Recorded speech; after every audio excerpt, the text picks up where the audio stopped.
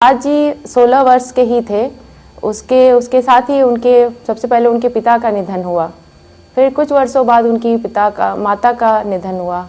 और जैसे ही वो कुछ संभले, उनके बड़े भाई जो है परिवार के व्यवसाय और परिवार को संभाल ही रहे थे, तब तक उनके बड़े भाई उनका भी देहावसान हो गया और पूरा दायित्व जो है प्रसाद जी के ऊपर आ गया। और उनके बड़े भाई हमेशा उनको कहते थे कि अगर तुम लेखनी करोगे, अगर ये रचना साहित्य में अगर तुम्हारा मन लगेगा तो व्यवसाय कौन देखेगा।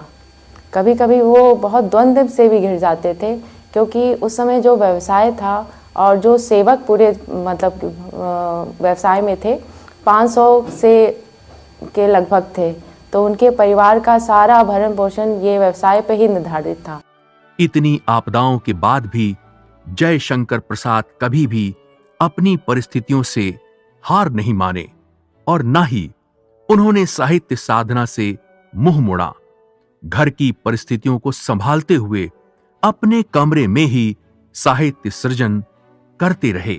उनके पितामह थे शिवरत्न साहू, वो एक शिव उपासक भी थे और शिव को जानने में ही जब साधनरत होते हैं आप, जब आप शिव को जानना चाहते हैं तो उसको जानते हुए आपको सौंदर्य और शक्ति सबकी आभास हो जाती है। इसलिए प्रसाद जी ने अपने कामायनी में बहुत अच्छी लिखी है, उज्ज्वल वरदान चेतना का सौंदर्य जिसे सब कहते हैं, जिसे हम सत्यम शिवम सुंदरम कहते हैं।